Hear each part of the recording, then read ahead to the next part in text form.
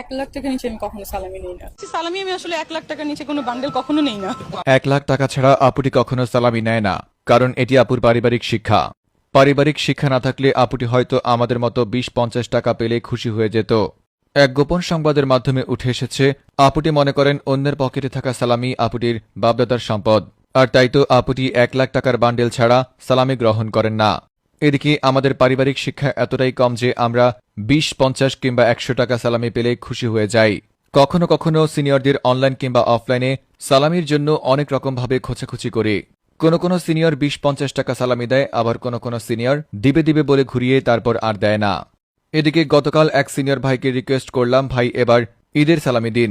উত্তরে সেই সিনিয়র ভাই আমার দিকে তাকিয়ে বলল, আল্লাহর হস্তে মাফ করে দে।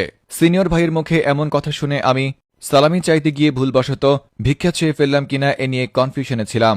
অথচ সালামির এই কৃপণতার যুগে আপুটি 1 লাখ টাকা ছাড়া সালামি নিচ্ছেন না। তার মানে বোঝাই যায় আপুটির পারিবারিক শিক্ষা অনেক উঁচু।